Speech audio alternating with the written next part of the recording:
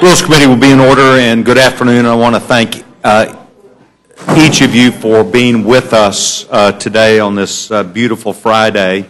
Beautiful Friday because there's nice rain in Washington, D.C., and which we don't get enough of in Dallas, Texas, in which we could use 45 or 50 more inches, but not at one time. And I want to thank everybody for joining us at the Rules Committee today to consider legislation to direct the House to go to conference with the Senate on the Farm Bill. This is a very important step in implementing market-based reforms to our nation's agricultural programs designed to provide our farmers and ranchers with the tools they need to be successful in a global marketplace, as well as a competitive marketplace in this country, as well as reforming our nation's nutrition programs to help eliminate waste, fraud, and abuse while promoting essential benefits for America's neediest families. Additionally, this committee, the Rules Committee, will consider census of the House. The first of these will provide a sense of the House on important reforms to America's sugar programs, and the second pertains to important changes to our nation's crop insurance laws. And before I recognize the distinguished young chairman of the Agriculture Committee from Oklahoma, Mr. Lucas, I'd like to defer, if I can, at this time to the ranking member, the gentlewoman from New York, for any opening statements she may choose to make. Thank you, Mr. Chairman. Mr. Lucas, it's a pleasure to see you. I know you've worked very hard to get to the point where you could go to conference. And before we started, Mr. Lucas and I were talking about the loss of 70,000 head of cattle in the northern plains with the sudden snowstorm. I'm sure all of you know about that. They have no FEMA help to deal with all those carcasses, and their farm service offices are shut. And I must tell you that, you know, this is a gigantic thing, but there are small things that are hurt as well. I saw two groups of high school kids touring the Capitol today, and as a parent, I know how many bake sales and how many car washes it takes to raise the money to come to Washington to visit your national capital. And it just broke my heart this morning to think they can't even get into the Capitol unless somebody here, some member of Congress, is willing to give them a tour of the Capitol, because there's no one to do that. So before we start this, which is very important, and we've looked forward to this, we were all worried about the milk pricing going up and what our farmers are facing. I would like, if you could tell me, please, when you expect we will be dealing with the CR. If we have some idea. Do you expect we'll go back into rules again today or tomorrow, or what is your expectation? I thank the gentlewoman. I'd like to engage you as you would choose, and thank you. Absolutely. Last night, members of Republican leadership, including myself and the gentlewoman from North Carolina, the Vice Chairman of the Committee, Mrs. Fox, and I joined some of our colleagues who are committee chairmen also, and several other members who we consider important people to talk about the issues surrounding the government shutdown and the debt limit that is coming. Met with the President of the United States at the White House. He was most cordial to invite us to the White House, and we accepted. We readily accepted, as you know, because we're all trying to deal with this. The President and the leaders of the House, Speaker John Boehner, our Majority Leader Eric Cantor, and our young whip Kevin McCarthy, all walked away with an agreement that we were going to immediately begin working with the White House to resolve any issues that is related to the CR. And that was, I think, met by our group as a positive sign. We believe in negotiation. We went down there to do that. And as best I can tell, it is still ongoing. And so until either the white or the black smoke comes out of the chimneys, we're going to keep working. And that would be an indication, I think, to a lot of people about what we would do. I would say, to answer your question, that pending the outcome of those discussions between the White House and us, we are on hold. I did hear Congresswoman Jenkins say this morning that the government will be open by Monday. It is a federal holiday, but that was what her idea was that they had every intention of having it open by Monday. Well, I have a comment simply to make that as soon as we become aware of an agreement, that I will immediately and be pleased to call you and let you know. So you don't have any reason to believe we'll come back to rules today? I have every reason to believe that as quickly as an understanding is reached, I think it's mostly a deal as opposed to an agreement. I think they're after, or maybe it's an agreement instead of a deal, depends how you look at it. But I think what we'll do is as quickly as we can march through and have an understanding and an agreement, a deal or agreement, we will be very pleased. I'm going to be here. Well, we certainly have got to get that. You know, I repeat what you've heard me say several times. The idea of paying people retroactively when they could be here earning their pay and working, keeping this government open, makes absolutely no sense.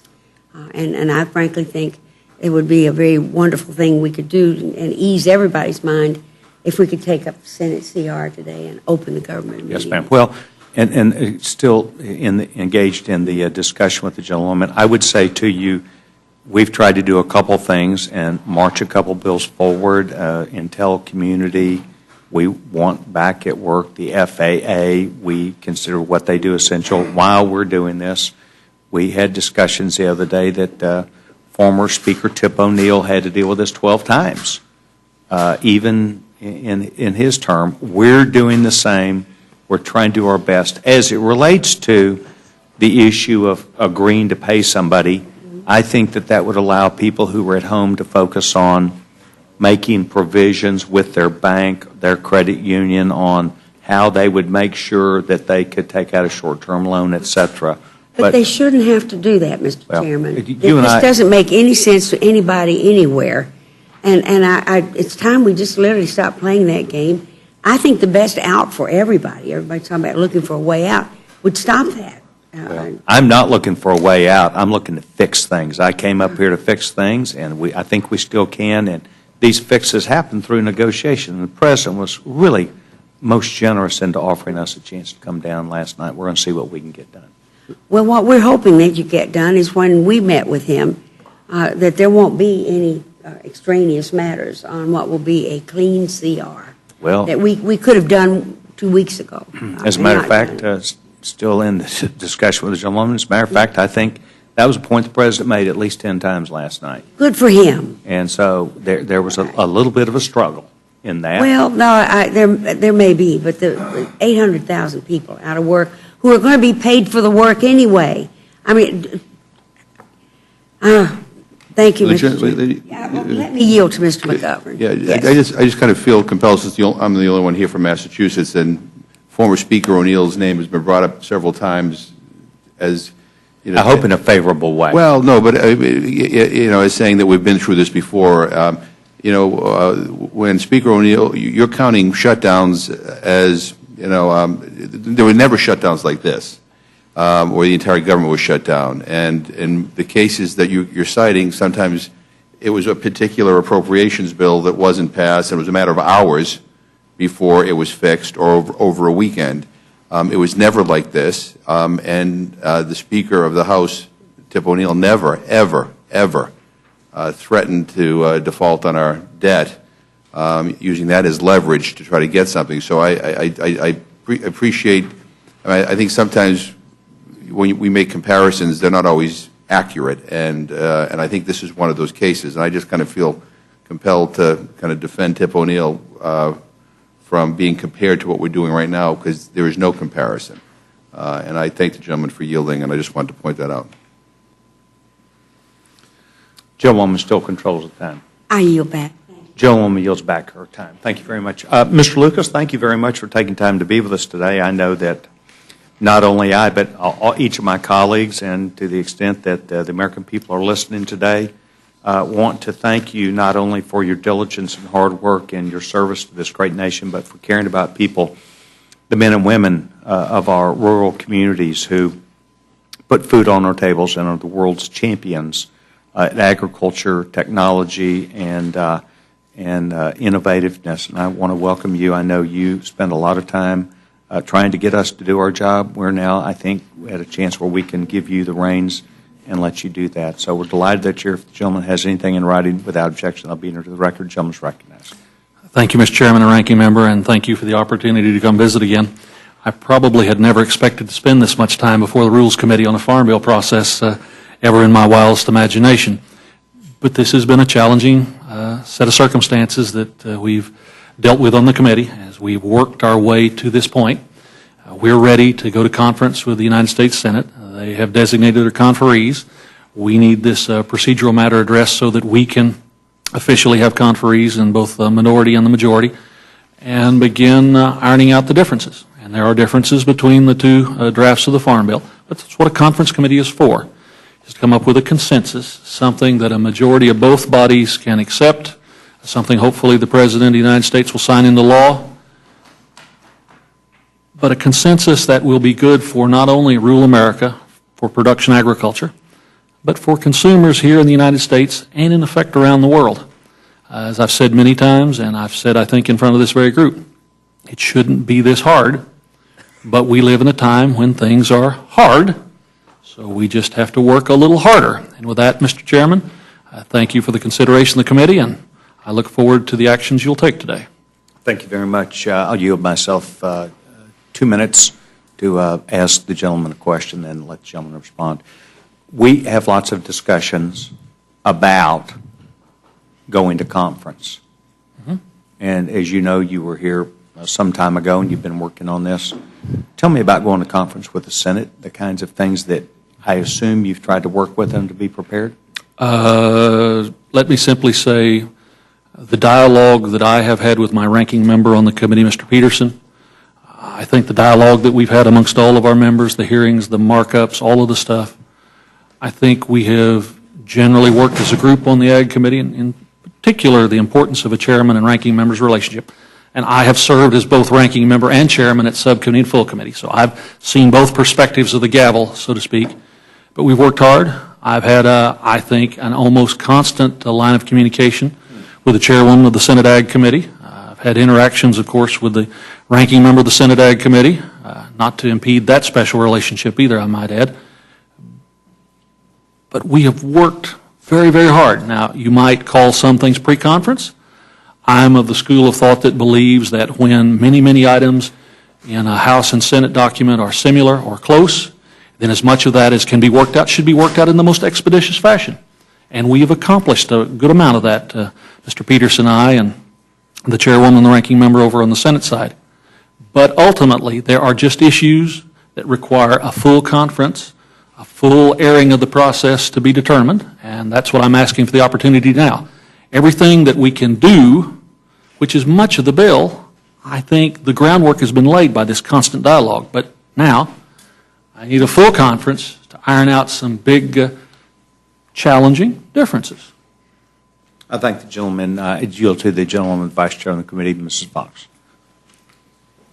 Thank you, Mr. Chairman, and I know that Congressman Lucas has worked very diligently on this bill.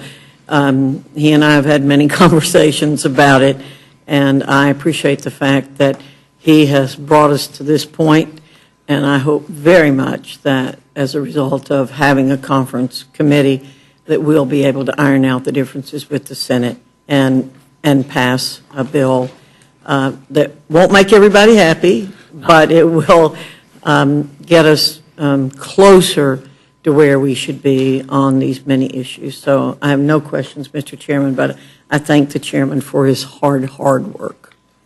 Thank you very much, gentleman. Yields back time. Gentleman from New York. Thank you. And I too, Mr. Lucas, want to express my great thanks to you.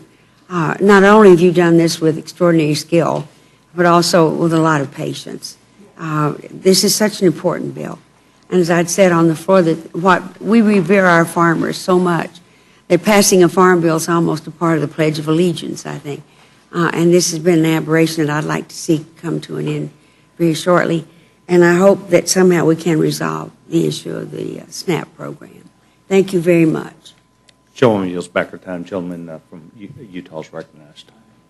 Gentleman has no request for time. A gentleman from Massachusetts. Thank you, Mr. Chairman. I want to thank the chairman of the Agriculture Committee for his dedication to getting a farm bill. I get to sit on that committee, and I know how hard he's worked and how bipartisan he has attempted to work on that committee. And I agree with him that passing a farm bill shouldn't be this hard.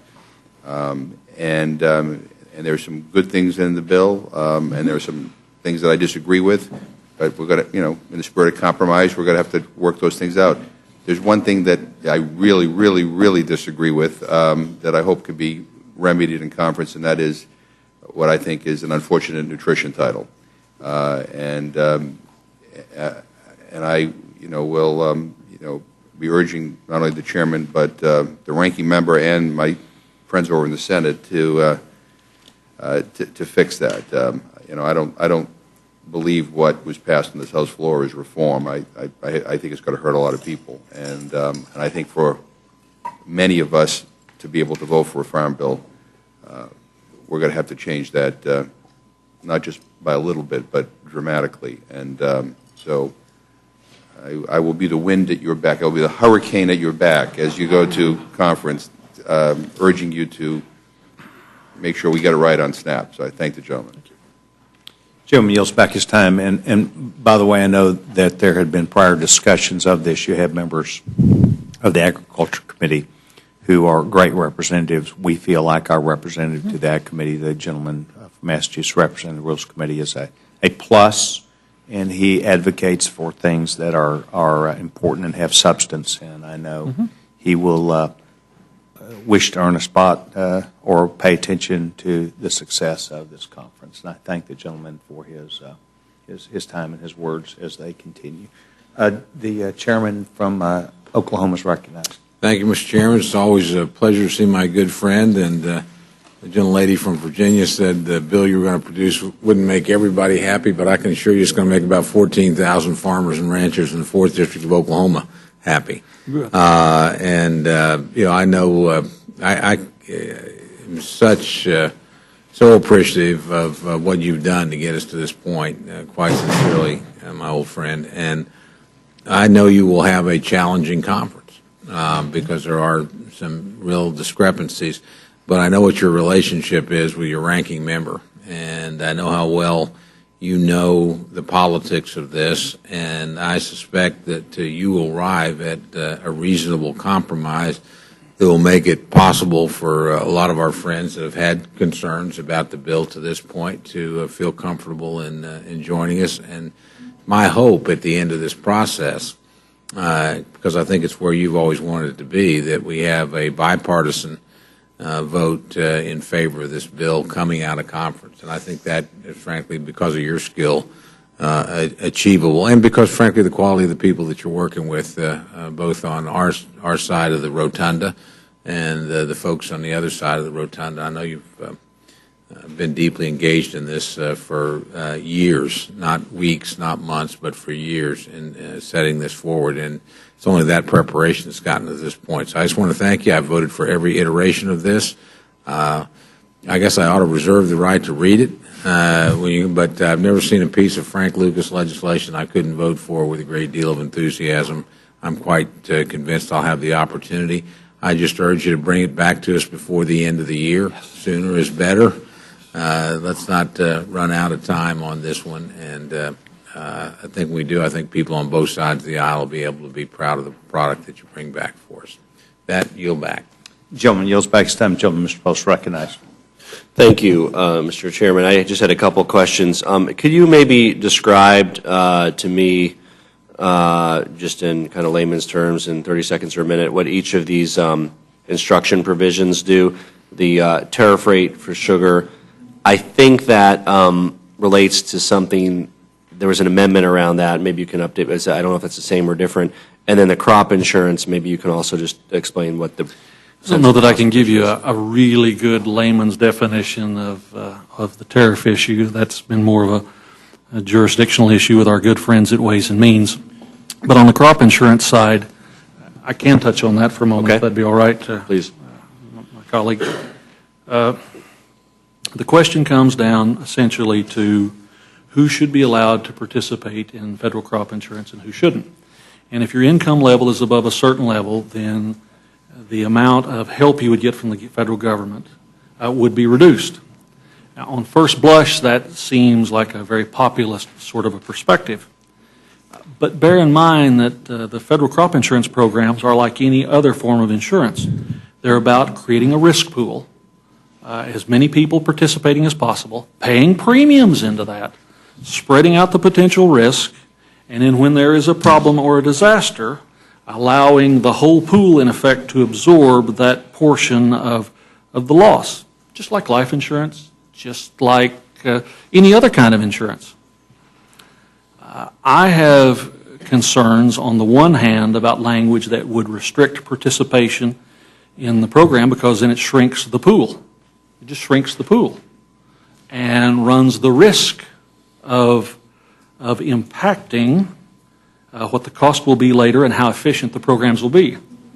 I can tell you that the other body has language that deals with studies that would give the Secretary flexibility not to make the changes if it's determined that their version of this sort of language would detrimentally impact the whole crop insurance program. That's not necessarily in this language. But I would also tell you from one other perspective, if a farm bill is about raising food, if it's making sure we have enough to eat and we have enough fiber, then the resources should go to the people who raise the food and fiber, who deliver that product.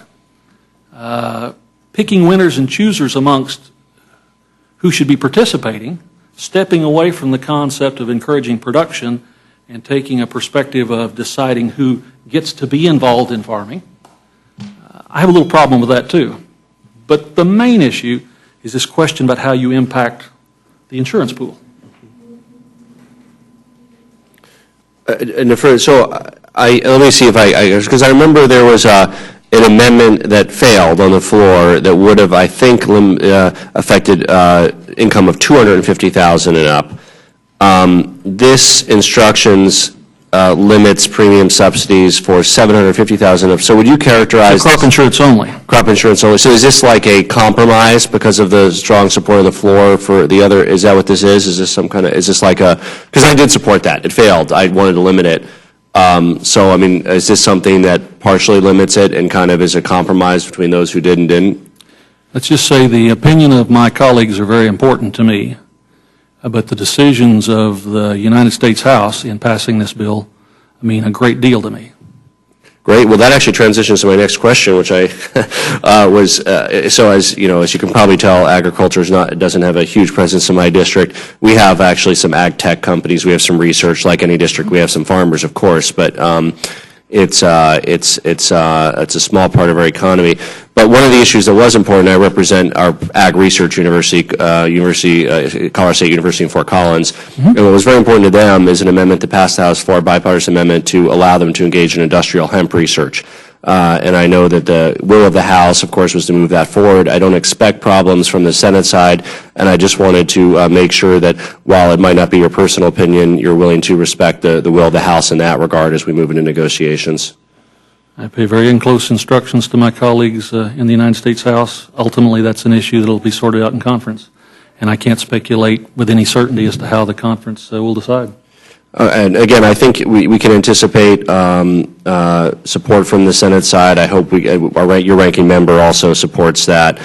Just know that it is very important on the research side of things to several of us in several states. So I know Kentucky and Colorado and other states have been named, but it's one of those issues that for those of us who it's relevant to. It's probably not relevant to most members, but for those of us who it's relevant to, it's something that we look at as being very important.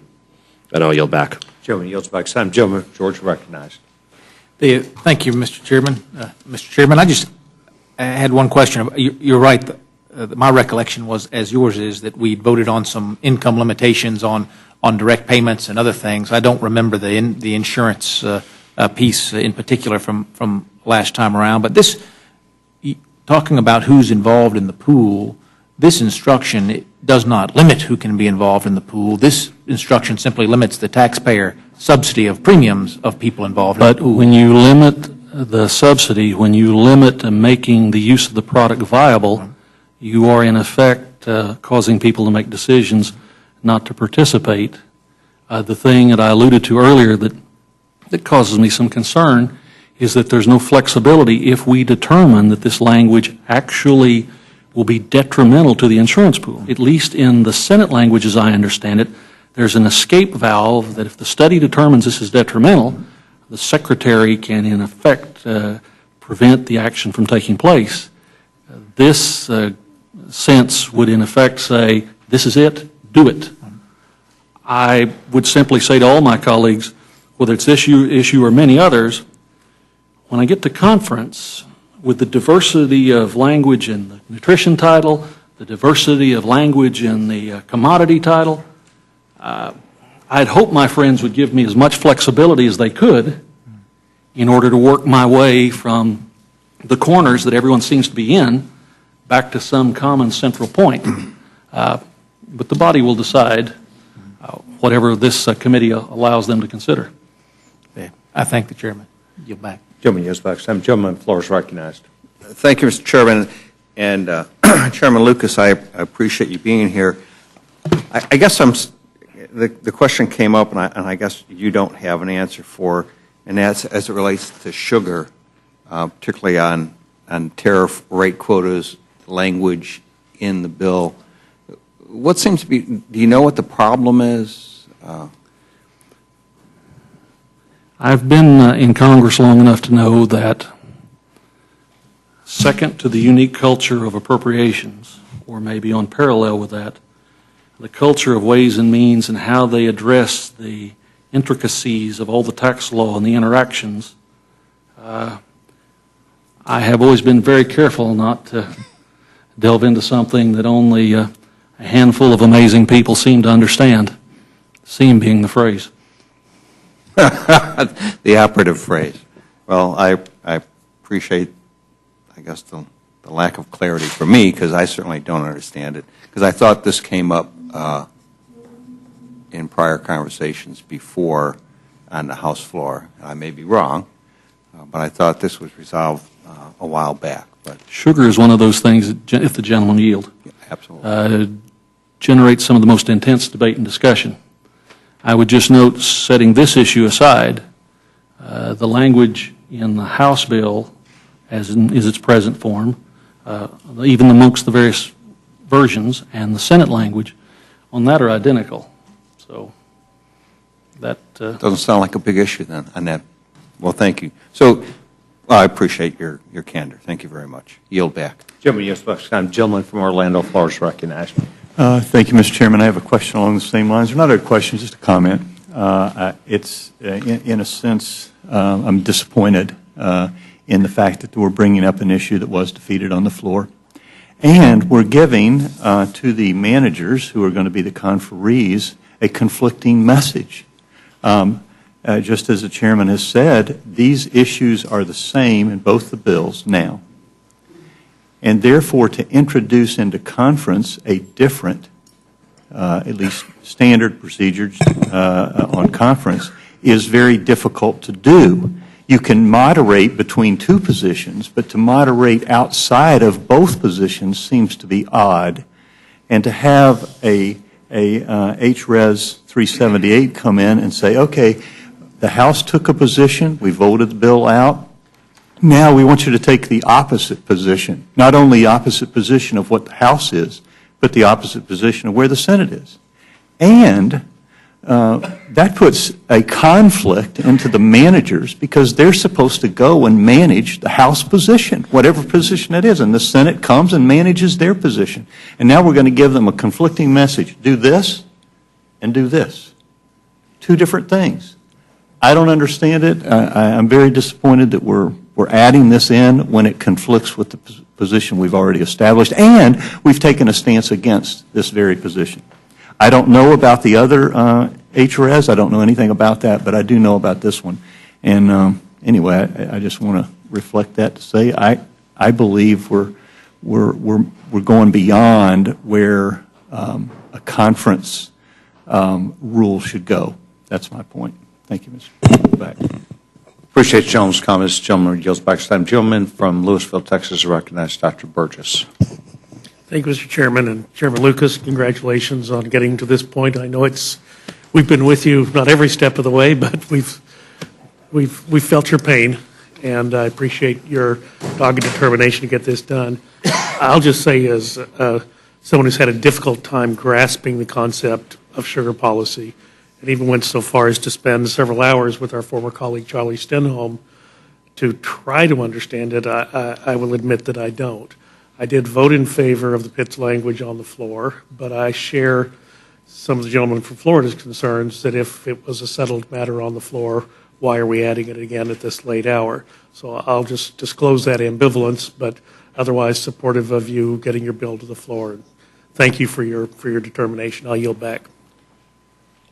Gentleman yields back his time. I'll take just a second note that evidently the wind is in your presence here. The House chaplain did not appear this time at the committee hearing, so evidently there's a good word. The rain has appeared. The Lord is in the house and with you. Mr. Chairman, you've been accused in this body of being a great leader. And lots of times in a sports contest, they give the MVP that award, but I think you also get the sportsmanship trophy. Your collegiality, not only to the gentleman from Minnesota, but also the way you've conducted yourself is exemplary.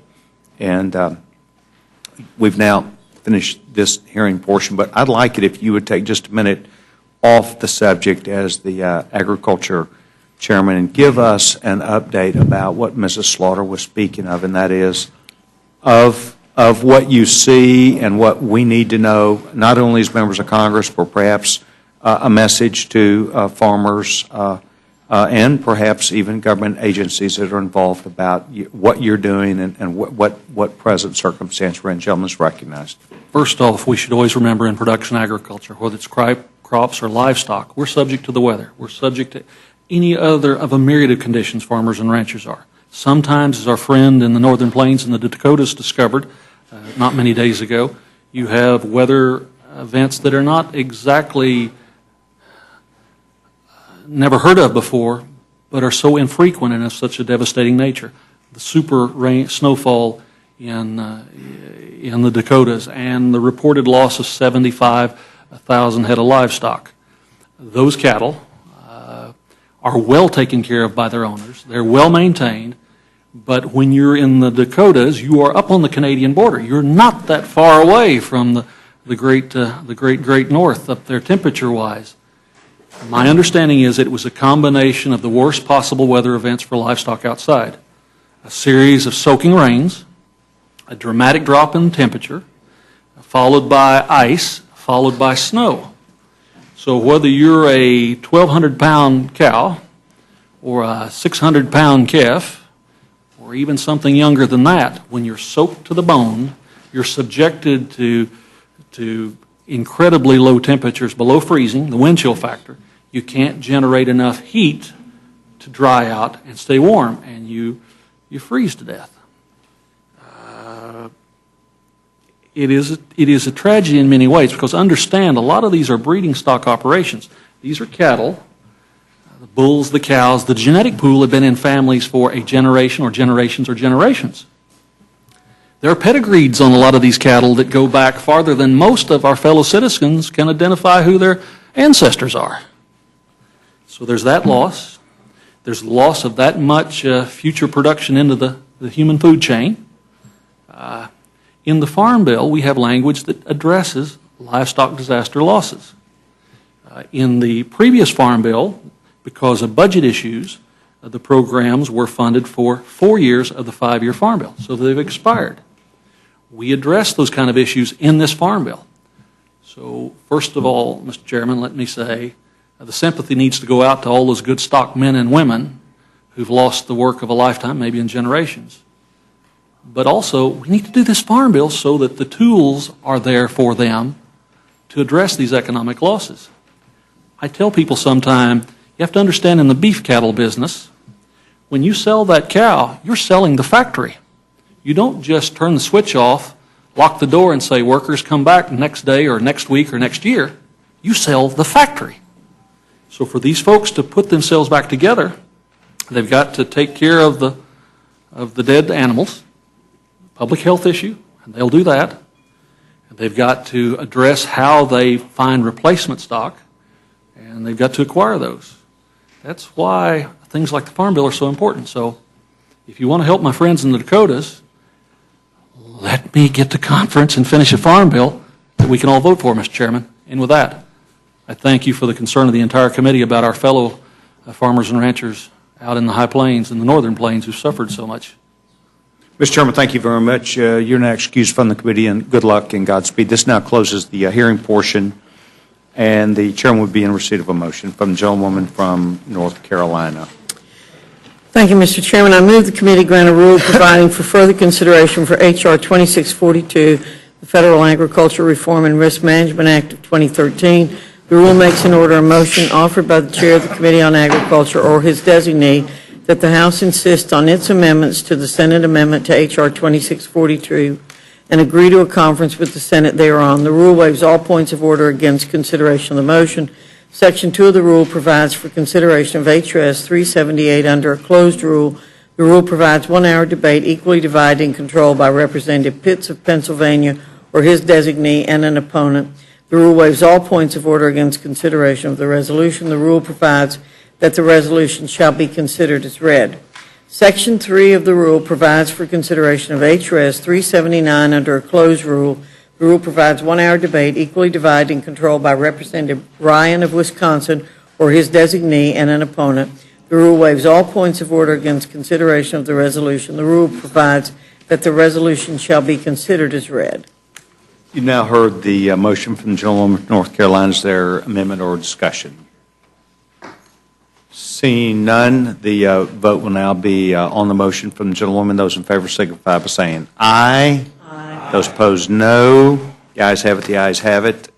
Thank you very much. The manager for this will be the gentlewoman, the vice chairman of the Rules Committee, Mrs. Fox. And Mr. McGovern, our distinguished colleague from Massachusetts, who also sits on the Agriculture Committee, will be working with Mrs. Fox to get this passed. I want to thank everyone for taking their time to be here. At this moment, I know of no further meeting schedules. However, as our members did hear me say some time ago, that until we have complete resolution, it is my hope that they will remain within immediate proximity in the event, or until we say otherwise, for us to be back at our job to get this government back open with the confidence of the American people. This now ends the hearing.